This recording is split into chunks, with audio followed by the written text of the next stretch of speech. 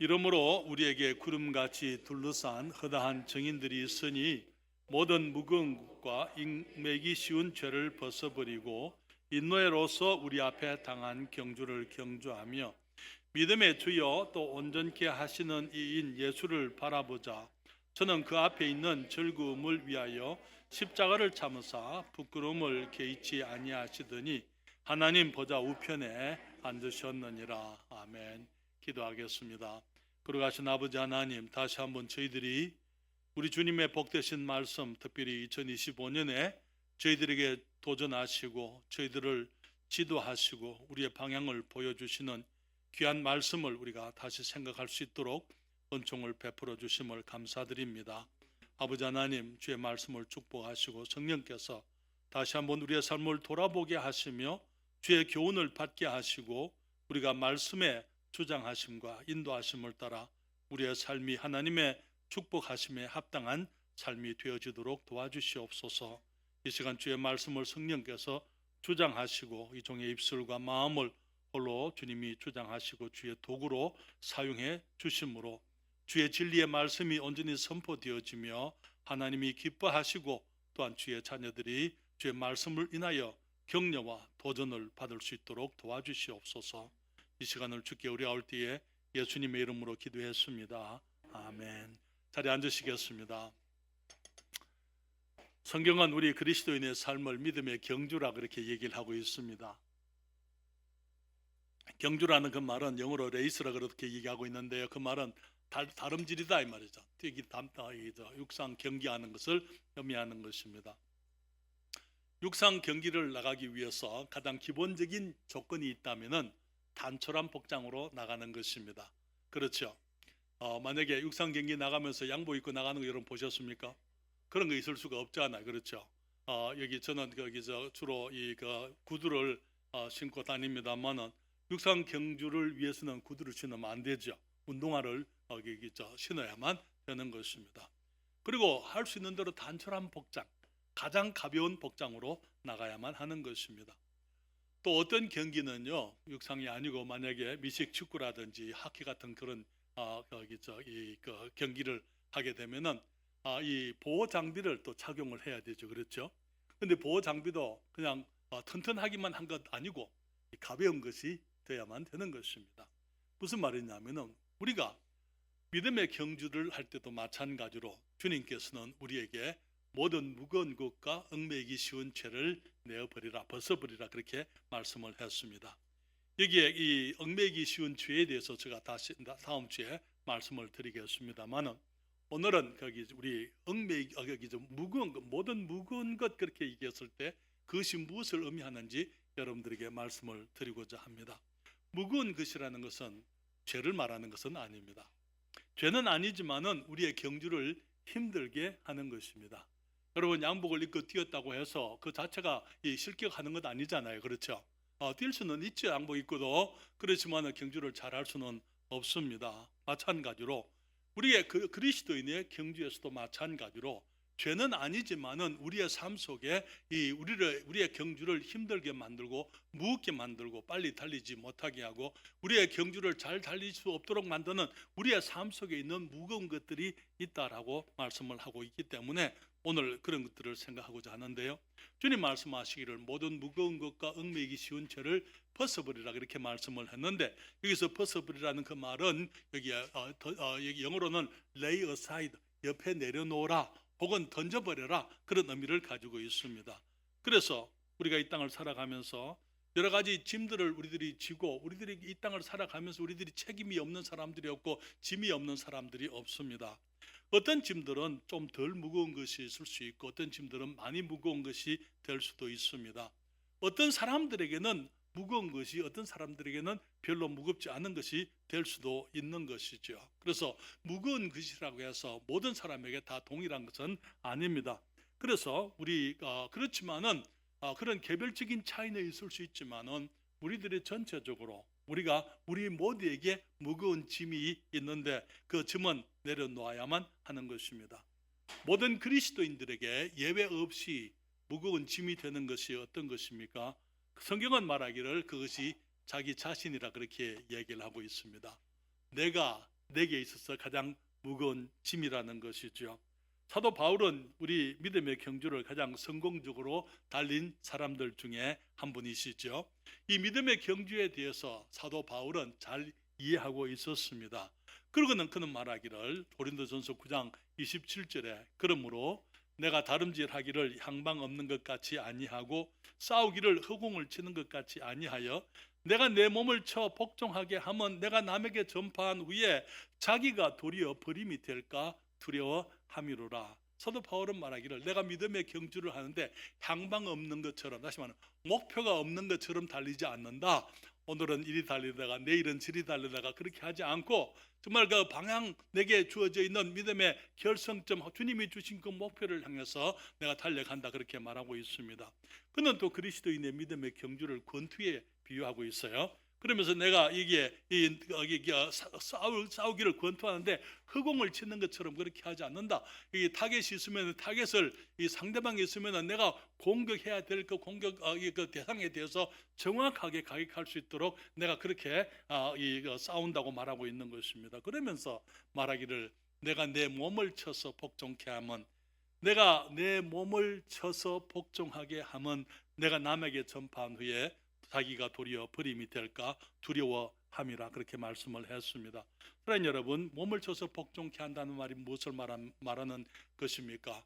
내가 내 몸을 채찍을 가지고 치는 거, 오늘날 그렇게 하는 사람들이 있는데요, 그런 걸 말하는 것이 아니고, 이게 몸은 신체를 말하기도 하지만은 내 몸의 소욕, 육신을 의미하고, 우리가 이 땅에서 태어날 때에 아담에게서부터 물려받은 죄의 성품, 이기적이고 자기중심적인, 나를 가장 귀하게 여기는 그런 모습의 자기중심적인 삶의 자세를 의미하는 것입니다. 그래서 우리의 육신, 우리 몸이 가지고 있는 우리의 소욕 가운데 우리가 주님을, 믿음의 경주를 위해서 내려놓아야 할 것들이 무엇인지 몇 가지 말씀을 드립니다. 첫째로 우리 무절제한 욕구가 우리의 경주를 방해한다고 말씀을 드립니다. 그러나 여러분, 우리 대한민국은 자유민주주의 국가입니다. 그렇죠? 그러면서 우리나라 헌법에 보게 되면은 국민들의, 백성들의 기본권들이 이게 나열이 되어져 있어요. 그 중에 하나가 뭐냐면은 행복을 추구할 수 있는 행복 추구권이 있다. 모든 사람들은 자신의 행복을 위해서, 행복한 삶을 살아가기 위해서 추구할 수 있는 그런 권리가 있다, 그렇게 얘기했습니다. 여러분, 행복과 기쁨의 추구는 전혀 악한 것이 아닙니다. 그것은 아름다운 것이지요. 하나님께서는 우리가 이 세상에서 행복하기를 원하십니다. 너무나 많은 사람들이 하나님을 생각하면 하나님이 늘 화가 나 계시고 우리에게 대해서 어떤 협박이나 하시고 그런 분으로 우리 죄를 심판하시려고 이 채찍을 들고 준비되어 계셨던 분인 것처럼 그렇게들 생각을 하는데, 성경은 그렇게 말하고 있지 않아요. 하나님께서는 우리가 행복하기를 원하십니다. 우리 학생들이 행복하기를 주님이 원해요. 우리 모든 성도들이 행복하기를 원하는데, 우리는 어떻게 하나님께서 우리가 행복하기를 원하시는 줄 우리가 알 수 있습니까? 주님께서 이 세상을 지으실 때 얼마나 우리들에게 좋은 세상을 만들어 주셨습니까? 그렇잖아요. 성경은 말하기를 하나님이 지으신 모든 세상을 보니까 주님 보시기에 심히 좋았다, 그렇게 말씀을 했잖아요. 주님께서 보시기에 너무나 아름답게, 그래서 우리 하나님께서는 하나님이 지으신 아름다운 세상 속에서 우리가 하나님의 형상을 담도록 지음을 받아서 하나님의 축복 속에서 이 행복하고 즐겁게 살아가는 것, 그것을 주님이 보시면서 기뻐하시는 것입니다. 주님은 하나님의 자녀들이, 주님의 피조물들이 이 세상에서 정말 하나님의 축복 속에 즐거워하고 감사하고 기뻐하고 평안하게 생활하는 것, 그걸 주님이 원하시는 것입니다. 여러분, 주님께서는 우리들이 이 땅에서 행복하게 살기를 원하시기 때문에 우리 안에 행복에 대한 욕구도 주님이 주셨습니다. 다시 말하면 주님께서 우리들에게 욕구를 주셔서 우리 안에서부터 어떤 것을 추구할 수 있도록, 다시 말하면 우리가 건강하고 즐겁게 살아갈 수 있도록 주님이 주신 우리의 삶을, 또 이제 우리 안에서부터 나오는 동력이 있는데 그것을 욕구라고 말하고 있는 것이죠. 식욕을 주셔서 먹는 것이 즐겁게 하셨잖아요. 그렇지 않습니까? 이 남편과 아내가 성적으로 하나됨의 기쁨을 알게 하신 분이 우리 하나님이신 것입니다. 잠을 자고 쉴 수 있도록 수면력도 주신 것이지요. 이러한 욕구들은 우리가 정상적이고 행복한 삶을 살게 하시려고 하나님이 우리에게 선천적으로 주신 삶의 동기, 동력이라는 것입니다. 그래서 하나님께서는 우리가 이 세상을 아름답게 지으시고 우리가 행복하게 살 수 있도록 우리가 막 그것을 사모하게 하시고 우리 안에 욕구를 주셨을 뿐 아니라 또 우리들에게 필요한 것들이 있으면 주님께서 기도하라고 구하라고 말씀을 하고 계시잖아요. 구하면 주시겠다고 말씀하지 않습니까? 그렇잖아요. 빌립보서 4장 6절 7절에 말하기를 아무것도 염려하지 말고 오직 모든 일에 기도와 간구로 너희 구할 것을 감사함으로 하나님께 아뢰라. 그리하면 모든 지각에 뛰어난 하나님의 평강이 그리스도 예수 안에서 너희 마음과 생각을 지키시리라 그렇게 말씀을 했습니다. 여러분, 주님께서는 우리들에게 이 땅에서 행복하고 정말 기쁘고 즐겁게 살아가는 것, 그거 하나님께서 기뻐하시는 것이라고 성경은 말하고 있지 않습니까? 마태복음 6장 33절에도 말하기를 너희는 먼저 그의 나라와 그의 의를 구하라. 그리하면 이 모든 것 우리가 추구하는 것들, 우리가 사모하는 것들, 먹고 마시고 입고 하는 그 모든 것들을 주님이 주시겠다고, 더하시겠다고 말씀을 했습니다. 그런데 문제는 뭐냐면은 우리 사람들이 자기 중심적이고 우리의 몸이 우리의 삶의 주인이 되어가지고 하나님이 주인이 아니고 내 몸이 내 주인이 되는 것입니다. 그러면서 행복과 기쁨, 나를 기쁘게 하는 것, 그것이 삶의 목적이 되면은 우리의 믿음의 경주가 방해를 받게 되는 것입니다. 사랑하는 여러분, 그래서 자기 만족을 위해서 영적 경주가 방해를 받게 한다면은 우리의 육신은 그것이 우리의 묵은 것, 우리의 영적 경주를 방해하는 묵은 것이 되는 것입니다. 욕구를 주님이 주셨지만은 욕구의 만족이 이제 이 행복의 근원이 되고 나의 욕구를 만족하는 것을 지나치게 추구하게 될 때에 그 욕심이 되는 것이죠. 그러면서 그것이 정욕이 되어지게 되고 온갖 하나님께서 기뻐하지 않는 일들을 행하게 되는 것입니다. 그래서 욕구는 정상적인 것이지만은 그것이 이제 이기적인 욕심이 되어버리면은 그것이 죄가 되는 것입니다. 그래서 많은 사람들이 자기 만족, 자기 기쁨을 위해서 하나님을 도외시하고 영적인 것들을 던져버리고 우리 삶의 균형을, 영육 간의 균형을 상실해버리게 될 때에 그것이 우리에게 무거운 짐이 된다는 것입니다. 너무나 많은 그리스도인들이 오락으로 인해서 자기를 기쁘게 하기 원합니다. 오락의 기쁨을 추구합니다. 그래서 세상의 오락 때문에 영적 삶의 방해를 받는 것을 봅니다. 세상의 TV 프로그램에 빠져서 정말 연속극을 보고 드라마를 보느라고 잠을 자지 않고 이제 거기에 빠져서 성경을 읽을 시간도 없고 기도할 시간도 없고 삶의 균형을 잃어버리게 되는 것입니다. 어떤 사람들은 밤새 인터넷에 빠져서 여기 이것저것 거기 검색하고 이것저것 거기에 이 인터넷에 온갖 시간들을 보내고 난 이후에 잠을 늦게 자게 되므로 아침에 일어나지를 못하게 되지요. 그렇게 되면 어떻게 됩니까? 직장 생활에 문제가 되고 가정의 식구들 사이에 문제가 됩니다. 일찍 일어나지 못하기 때문에 주일날 예배 시간에 항상 지각을 하든지 아니면은 출석하지 못하고 영상 예배나 가지고 예배를 때우려고 하는 사람들이 있어요. 여러분 늘 말씀드리지만은 영상 예배는 그거는 예배가 아니라고요. 교회는 함께 모여야 교회입니다. 그렇죠? 교회 예배는 함께 모여서 드리는 것이 예배가 돼야 예배인 것이죠. 그래서 너무나 우리가 영상 예배 지금 송출되고 있지만 그것은 우리 교회 회원들을 위한 것이 아니라고 말씀을 드렸어요. 우리 교회 회원들은 이 성도들이 함께 모여서 드리는 예배가 하나님이 기뻐하시는 예배인 것입니다. 아까 말씀을 드린 것처럼 스마트폰을 제가 관리하기를 원합니다. 우리 학생들은 정말 다른 사람들은 모르겠지만 우리 교회 학생들은 스마트폰에 빠져서 그것 때문에 이제 영적 삶의 방해를 받는 그런 일이 있어서는 안 되겠습니다. 말씀을 드린 것처럼 여기에 스마트폰에 빠져가지고 이 다른 것을 해야 될 것을 하지 못한다면은 스마트폰은 더 이상 스마트폰이 아니고 멍청이 폰이라고 제가 여러분들에게 말씀을 드리는 것입니다.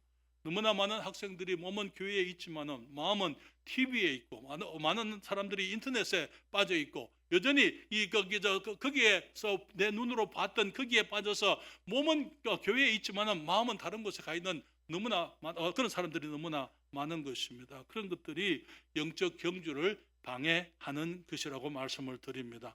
그래서 성경은 우리들이 성령 안에서 우리들이 정말 절제하는 것을 배워야 한다고 말씀을 했습니다. 그러면 여러분 갈라디아서 5장 22절 23절에 주님이 주신 이 성령의 열매 중에 그 모습이 성경은 말하기를 오직 성령의 열매는 사랑과 희락과 화평과 오래 참음과 자비와 양성과 충성과 온유와 그다음에 뭐라고요? 절제라고요. 절제니 이 같은 것을 금지할 법이 없느니라. 절제라는 것은 때에 맞게 해야 할 것을 할 줄 아는 것이 절제예요. 너무나 많은 경우에 우리의 욕구가 우리의 주인이 됩니다. 내가 내 욕구를 다스리는 것 아니고 욕구가 나의 삶을 주장하게 될 때 우리는 절제하지 못하는 거예요. 그렇기 때문에 우리가 해야 될 것을 하지 못하게 되고 우리가 있어야 될 곳에 있지 못하게 되고 우리가 달려야 될 경주를 경주하지 못하게 되는 것입니다. 그렇기 때문에 베드로후서 1장 5절부터 7절에도 말하기를 이러므로 너희가 더욱 힘써 너희 믿음의 덕을 덕의 지식에 그 다음에 뭐라고요? 절제의 인내를 인내의 경건의 형제 우애의 사랑을 공급하라. 그리스도인들로서 우리들이 정말 거기에 조화로운 삶, 조화로운 인격을 갖춘다면은 바로 이렇게 이런 모습의 믿음의 덕의 지식의 절제를 갖추어야 된다고 말씀을 하고 있는 것입니다. 그래서 한 가지 이 행복과 기쁨에 추구하는 것에 대해서 말씀을 드리고 싶은 것은요, 행복과 기쁨은 추구하는 것이 아니라는 거예요. 행복과 기쁨은 추구해서 얻는 것 아니에요. 행복과 기쁨은 내가 있어야 할 곳에서 내가 해야 될 나의 책임과 의무와 도리를 다할 때에 찾아오는 열매인 것입니다. 여러분, 바르고 정상적인 삶을 살아가면서 내가 해야 될 일을 함으로 말미암아 행복과 기쁨이 오는 것이지, 다시 말하면 행복과 기쁨은 열매가 되어야 되는 것이지 행복과 기쁨이 목표가 되어서는 안 된다는 것이죠. 여러분, 너무나 많은 사람들이 행복과 기쁨을 추구하고 있는 것은 바로 그들이 불행하다, 불만 속에 산다 그 말이에요. 지금 그 삶에 기쁨이 없기 때문에 기쁨을 추구하는 것입니다. 왜 기쁨이 없습니까? 내가 그리스도인으로서 하나님의 자녀로서 나의 도리를 다하게 되면은 우리 주님이 주시는 기쁨이 우리 안에 있게 되어져 있어요. 그렇지만은 기쁨의 근원 되시는 우리 주님을 떠나서 우리에게 참된 기쁨을 줄 수 없는 것에서부터 이제 마른 샘에서부터 물을 찾는 게 터진 웅덩이에서 즐거움을 찾는 것입니다. 그렇기 때문에 거기서 진정한 만족이 있을 수가 없는 것이죠. 여러분, 자기 만족을 추구하는 것 자체가 불행의 증거라고 말씀을 드립니다. 기쁨을 추구하면 추구할수록 불만이 쌓이게 되어져 있어요.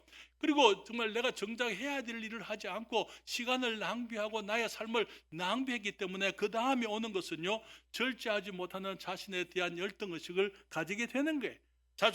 자존감이 상하게 되고 자기를 사랑할 수가 없게 되는 것입니다. 너무나 많은 사람들이 행복을 추구하기 때문에 불행한 사람들의, 진정으로 행복한 사람들은 우리 주님의 말씀과 주님의 주님을 믿는 믿음을 따라서 성경 말씀의 원리를 따라서 내가 가야 될 길, 내가 해야 될 일을 성실히 감당함으로 말미암아 하나님을 기쁘시게 해드리게 될 때에 우리 하나님께서 신령한 축복들, 영구한 즐거움, 행복을 우리들에게 주시게 된다고 말씀을 드립니다. 두 번째로 말씀을 드리고 싶은 것은요, 잘못된 재정 계획과 운용이 우리의 경주를 방해한다고 말씀을 드립니다. 사랑하는 여러분, 사람들에게 있어서 우리 육신이 원하는 것, 사모하는 것 중에 하나가 돈입니다. 혹시 안 그렇습니다? 라는 분이 계십니까? 가지고 계신 거 제게 주시면 제가 대신 쓸게요. 예, 제가 사용한 얼마든지 내가 해드릴 수 있습니다. 우리 모든 사람들이 우리를 기쁘게 하기 위해서 우리는 돈을 추구하고 있습니다. 그렇죠? 아닙니까? 왜 그렇습니까? 그것은 여기 이 돈이라는 것은 세상에서 사람들이 가질 수 있는 힘의 하나이기 때문인 것입니다. 돈만 힘은 아니에요. 그러나 돈도 힘의 하나이고 또 돈은 유용한 힘이 될 수가 있습니다. 힘이기 때문에 돈을 가진 사람들이 권세를 얻을 수가 있기도 하는 것입니다. 모든 사람들이 돈을 가지기 위해서 애를 씁니다. 여러분, 돈을 가지는 것이 잘못된 것입니까? 전혀 그렇지를 않습니다. 여러분, 하나님께서도 우리가 세상에서 여유 있는 삶, 넉넉한 삶을 살게 되기를 원하신다고 성경은 분명히 얘기를 하고 있습니다. 고린도서 9장 8절 말씀을 보실까요? 여러분, 성경은 말하기를 하나님이 능히 모든 은혜를 너희에게 넘치게 하시나니 이는 너희로 모든 일에 항상 모든 것이 어떻게 해서요? 넉넉하여서, 그 다음에 모든 착한 일을 넘치게 하려 하십니다. 사랑하는 여러분, 주님께서는 우리들이 이 땅에서 하나님의 넘치는 은혜 속에서 모든 일에 항상 모든 것이 넉넉해서 모든 착한 일을 넉넉하게 하게 되기를 주님이 원하신다고 말씀을 했습니다. 그리고 우리가 그렇게 될 수 있는 것, 우리들이 정말 하나님의 모든 은혜를 힘입어서 모든 일에 항상 모든 것이 넉넉하여 모든 착한 일을 넘치게 할 수 있게 하시려고 주님께서는 그 원리와 방법을 주님께서 우리들에게 보여주셨어요. 주님께서 우리에게 11조에 대해서 말씀을 하십니다. 11조는 넉넉한 축복을 약속하셨어요. 여기 너무나 많은 사람들이 생각하기를 11조를 하나님의 협박처럼 생각하는데 그게 아니에요. 하나님께서 11조를 가지고 사람들을 협박하고 사람들을 저주하는 것이 아니고 11조를 통해서 하나님이 사람들을 축복하시겠다고 주님이 말씀하고 있다는 것. 우리 사탄은 정말 여러 가지 이상한 거기서 하나님의 말씀을 이렇게 왜곡을 해서 사람들 하여금 하나님을 알지 못하도록 만드는 거예요. 우리 하나님은 그런 분 아니에요. 그러나 하나님께서는 11조 않는 사람들을 저주하시겠다 그렇게 말하고 있는 건 아니고 11조 하시는 분들을 11조 하는 사람들을 축복하시겠다고 주님이 말씀을 하고 있는 것입니다. 여러분, 잠언 3장 9절부터 10절에 말하기를 내 재물과 내 소산물에 처음 익은 열매로 어떻게 하라고요? 여호와를 공경하라. 이것이 11조를 의미하는 것입니다. 그리하면 어떻게 해요? 내 창고가 가득히 차고 내 접틀에 새 포도즙이 넘치리라 그렇게 말씀을 했습니다. 어떤 사람들은 11조를 할 만큼 그렇게 넉넉하지를 못하다, 가난해서 11조를 할 여유가 없다 그렇게 얘기합니다. 어떤 사람들은 말하기를 내가 너무 가난하기 때문에 11조를 해야 한다고 얘기하는 사람들이 있어요.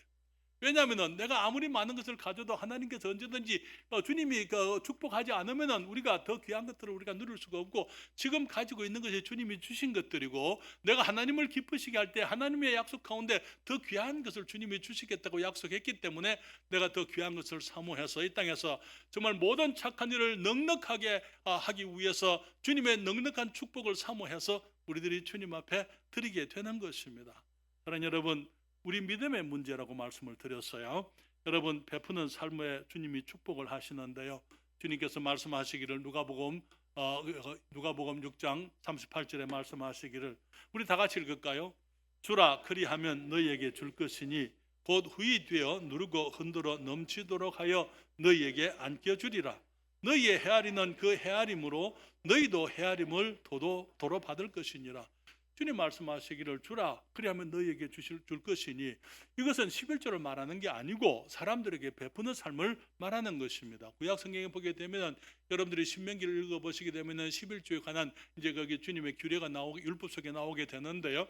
그 11조를 가지고 그들이 왔을 때 그냥 이 제사장들이나 레위 사람들에게만 주는 것 아니고 거기에 고아들과 과부들과 함께 주님이 주신 축복을 함께 누리라고 성경은 얘기를 하고 있는 것입니다.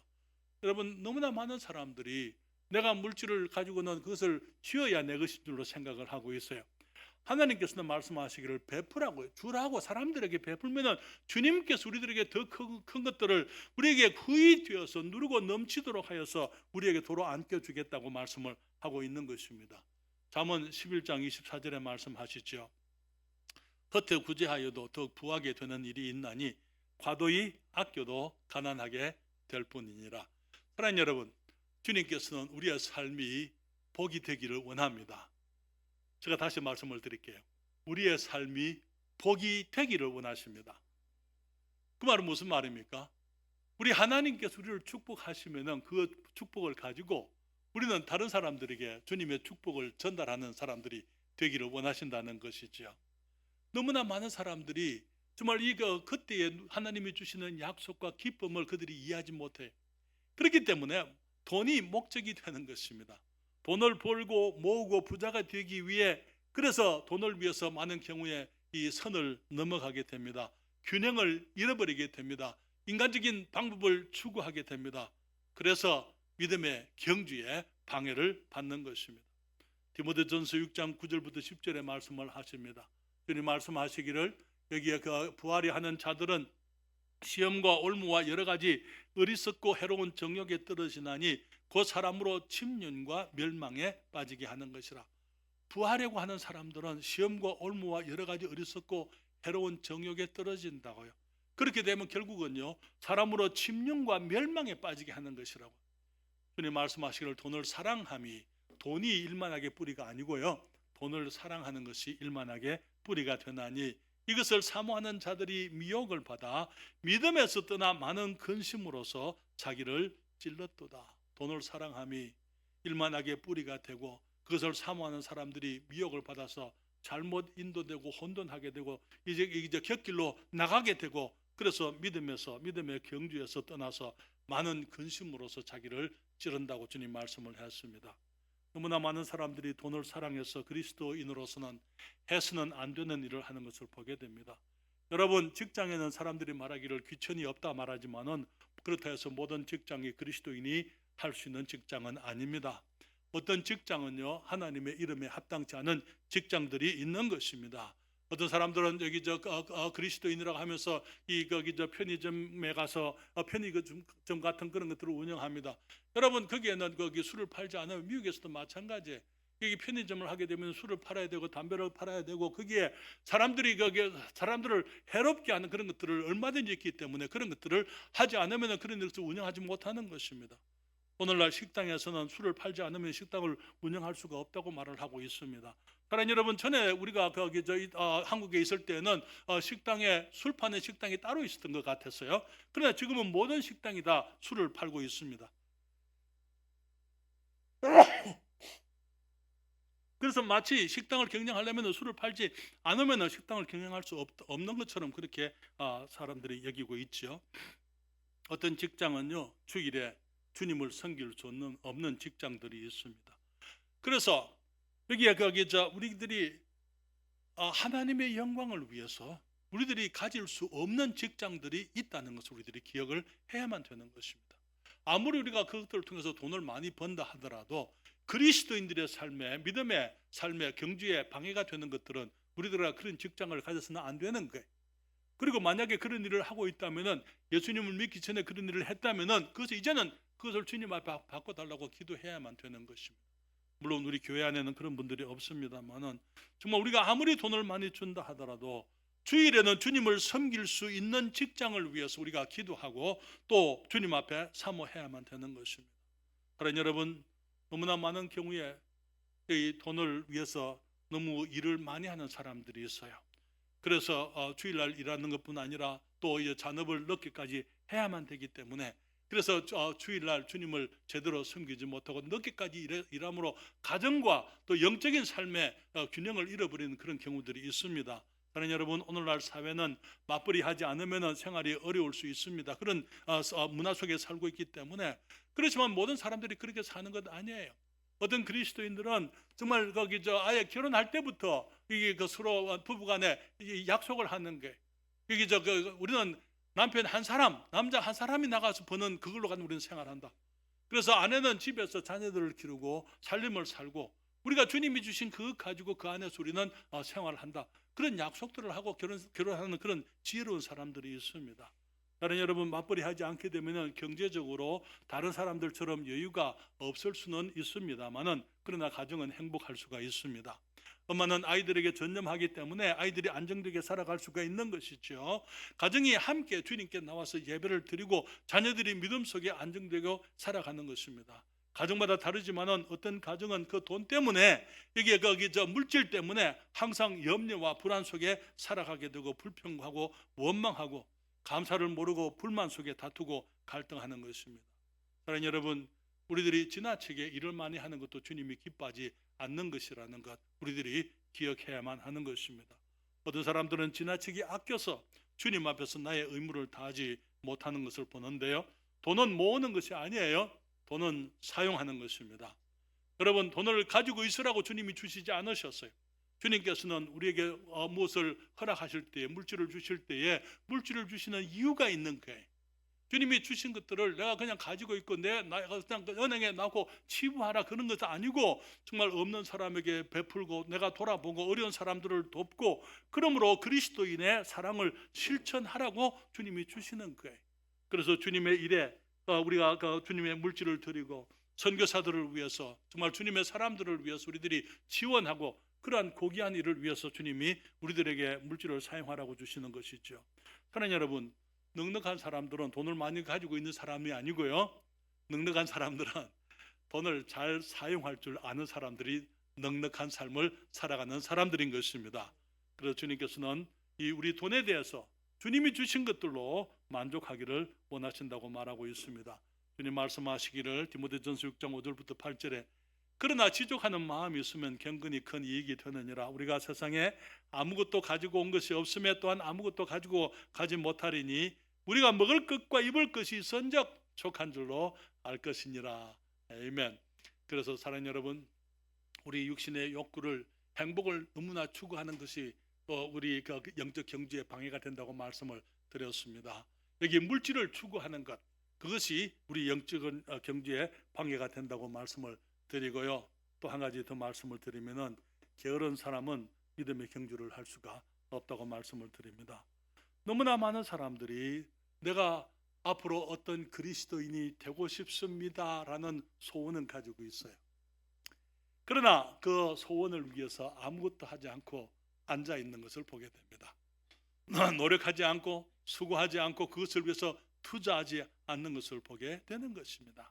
여러분, 경주는 집에서 하는 게 아니에요. 경주는 경기장에서 하는 것입니다. 그렇죠? 운동장에서 달리는 것이지 집에 안에 가만히 앉아가지고는 달릴 수가 없는 것입니다. 잠언 13장 4절에 말하기를 게으른 자는 마음으로 원하여도 얻지 못하나 부지런한 자의 마음은 풍족함을 얻느니라. 마음으로 원하면서도 얻지 못하는 이유가 뭡니까? 게으르기 때문에. 그것을 내가 원하는 것을 얻기 위해서 내가 아무것도 하지 않기 때문에. 그러나 여러분, 우리의 몸은 편한 것을 좋아하게 되어져 있어요. 그렇기 때문에 사도 바울은 자기 몸의 욕구를, 자기 몸이 요구하는 것을 쳐서 복종케 한다. 내 몸은 이걸 원하지만은 그것이 아니라고, 내 몸을, 나의 욕구를, 내 몸이 원하는 것을 쳐서 말씀의 원리에 우리가 해야 될 우리 삶에 복종케 하고 바른 방향으로 가지고 나가게 한다고 말씀을 하는 것이죠. 그러나 여러분, 우리가 여기 부산에 저희들이 있을 때에 저희들 목사님 미국 분이셨는데요, 마이크 페퍼 선교사님이셨습니다. 그 페퍼 목사님은 정말 부지런한 분이에요. 하루에 서너 시간밖에 못 주무시는 그런 분인 것 같았어요. 왜냐하면 일이 너무 많으니까 여러 교회들을 돌아보면서 목사님들을 만나서 설교하고 또 여기 집회들을 하고 너무 바쁘게 지내는 분이셨어요. 그분이 한 번은 저희들과 대화하면서 자기는 천국에 가면 한 100년은 먼저 잠부터 자겠다 그렇게. 천국에 가면 한 100년은 잠만 자고 싶다고 그렇게 얘기를 했습니다. 그렇지만 여러분, 지금 우리는 아직까지 천국에 가지 않았잖아요. 그렇죠? 아직은 우리가 이 땅에 있습니다. 그렇기 때문에 우리는 부지런히 믿음의 경주를 밖에 나가서 경주해야만 되는 것입니다. 게으른 사람들의 특징은 경기하지 못하는, 나가서 달리지 못하는 핑계가 항상 있습니다. 여러분, 잠언 26장 13절 말씀입니다. 다 같이 읽읍시다. 게으른 자는 길에 사자가 있다, 거리에 사자가 있다 하느니라. 밖에 나가면 위험하다. 밖에 나가면 일하다 보면 다칠 수도 있고 여기저기 자동차 사고도 날 수 있고 여기저기 어려움이 있을 수 있으니까 내가 밖에 안 나가는 거예요. 이게 그래서 그것을 합리화하는, 그걸 핑계하는 것입니다. 잠언 26장 14절은 이렇게 말하죠. 문짝이 돌적이를 따라 도는 것 같이 게으른 자는 침상에서 구하느니라. 돌적이가 뭔지 아시죠? 장색을 말하는 것입니다. 힌지, 문짝이 힌지를 따라서 힌지에 붙어 있는 거예요. 붙어서 거기 앞뒤로 열었다 닫았다 그거밖에 하지 않잖아요. 문짝이 돌적이를 따라 도는 것 같이 게으른 자는 침상에서 누워가지고 이렇게만 하고 있다는 것입니다.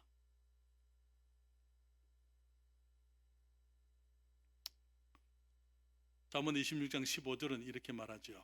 게으른 자는 그 손을 그릇에 넣고도 입으로 올리기를 괴로워하느니라. 무슨 말입니까? 음식이 왔어요. 내 앞에 음식이 차려져 있습니다. 그런데 내 손으로 그것을 떠서 먹는 것까지도 노동으로 생각한다고 말해. 너무나 많은 사람들이 일하는 것을 몰라요. 일이 얼마나 귀한 것인지, 일을 해야만 무엇이 이루어진다는 것. 우리가 무엇을 건설적인 삶을 살기 위해서는 내가 내 손으로 부지런히 나가서 일을 해야 된다는 것. 그 원리들을 알지 못하고 마치 나가게 되면 모든 것이 다 차려져 있고 모든 것이 다 준비되어 있는 것처럼, 내가 안 해도 다른 사람들이 다 나를 위해서 해줄 것처럼 그렇게 생각하고, 특별히 요즘 우리 아이들은 그렇게 크고 있어요. 왜? 부모님들이 다 해주니까. 아이들이 스스로 하는 것이 없는 것입니다. 그래서 일이 일인 줄을 몰라요. 일을 봐도 어렸을 때부터 일을 하는 것을 배우지 못했기 때문에 일이 일이라는 사실을 그것조차도 모르고 살아가는 것이 오늘날 세대 사람들의. 한 가지 더 말씀드릴까요? 게으른 자는 선히 대답하는 사람 7보다 자기를 지혜롭게 여기느니라. 무슨 말인지 아십니까? 항상 핑계가 있다 이 말이에요. 항상 일하지 못하는 핑계가 있는 것입니다. 날씨가 추우니까, 날씨가 더우니까, 비가 오니까, 눈이 오니까 내가 일하지 않는 것에 대해서 이유를 대는 것입니다. 오늘은 좀 피곤하니까, 몸이 좋지 않으니까, 나가게 되면 오늘은 거기 길이 복잡하니까, 차들이 너무 많으니까 나는 일하고 싶은데 집안에 사람들이 이런 내 마음을 이렇게 끌고 저렇게 끌고 다른 사람들에 대한 핑계, 내가 일하지 못하는 온갖 핑계를 대는 것, 그런 사람들을 일컬어서 게으른 사람들이다, 그렇게 얘기를 하는 것입니다. 사랑하는 여러분, 게으른 사람들은 믿음의 경지에 합당치 않은 사람들입니다. 여러분, 제가 이런 말씀을 드립니다. 하나님을 믿는 사람들은 믿을 수 있는 사람이 되어야만 됩니다. 여러분, 우리가 하나님을 믿는다 그랬을 때 믿음이라는 단어는 영어로 faith라 그렇게 얘기하고 있습니다. 그리고 믿을 수 있다 그랬을 때는 faithful 그렇게 얘기하고 있어요. 무슨 말이냐면, 우리가 주님을 믿는 믿음을 가지고 있으면은 우리도 믿을 수 있는 사람이 되어져야만 하는 것입니다. 왜? 우리 아버지가 믿을 수 있는 분이에요. 그렇기 때문에 우리가 주님을 믿는 사람들은, 우리 하나님의 자녀라면은 우리들도 주님과 마찬가지로 사람들이 우리를 믿을 수 있는 그런 신실하고 충성된 사람이 되어야만 되는 것입니다.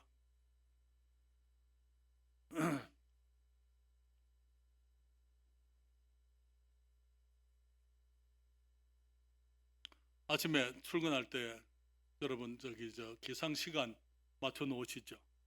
알람 맞추시죠? 네. 몇 번 울려야 깹니까? 알람 몇 번 울려야 일어납니까? 누워서 1번, 2번, 3번, 4번.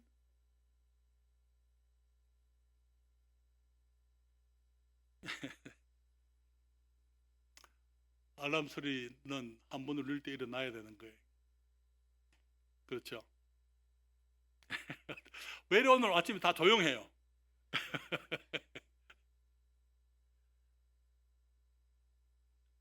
어젯밤에 내가 잠자리에 늦게 들었으니까.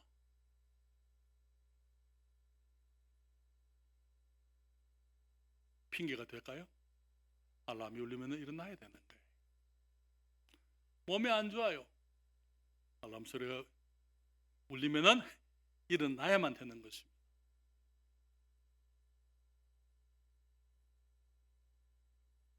여러분, 또 한 가지 말씀드릴게요. 저는 여러분에게 말씀을 드렸습니다마는, 믿음이라는 것, 믿을 수 있다는 것은 그 사람에 대해서 예측할 수 있다 그 말이에요. 시간이 되면은 출근 시간에 결코 늦지 않는 사람들.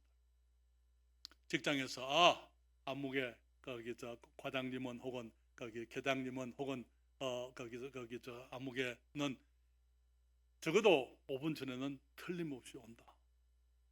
그렇기 때문에 그 상사들이, 지도자들이 염려하지 않는 게 그 사람에 대해서 이 사람이 시간이 됐는데 올 것인가 말 것인가, 그렇게 얘기하게 되면 우리는 그 아름다운 간증이 못 되는 거예요. 그렇지 않습니까?